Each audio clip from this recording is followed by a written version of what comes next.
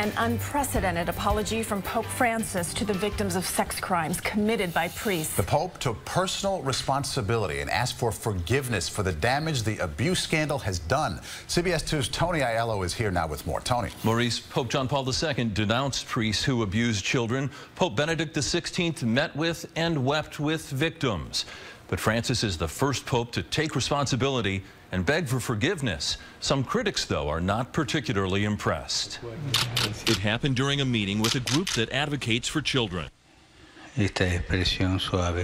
Pope Francis, speaking in his native Spanish, departed from his prepared remarks, saying, "I feel it my duty to assume responsibility for all the evil of some priests, quite a few compared to the total number, and to personally ask for forgiveness for the damage they have caused for having sexually abused children. The Church is aware of this damage, a personal and moral damage carried out by men of the Church, and we don't want to go back on our resolve to tackle this problem and impose sanctions. On the contrary, I believe we've got to be very bold, because with children, we cannot take things lightly." In New York, this reaction from Catholics.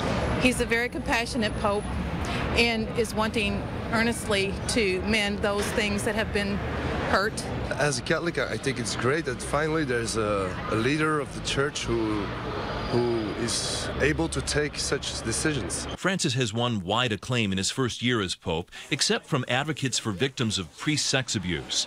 Victim Miguel Hurtado says the Pope missed a chance to meet with victims during his trip to Brazil last year. I don't want child protection to be an act of faith. I want child protection to be based on facts. And so far, Pope Francis hasn't done anything to protect the victims. Church officials say that's not true, pointing out the Pope appointed Marie Collins, a sex abuse victim, to his new commission that will advise the Church on the best ways to protect children. SNAP, the survivors network of those abused by priests, says it is more interested in the Pope's deeds than in his words.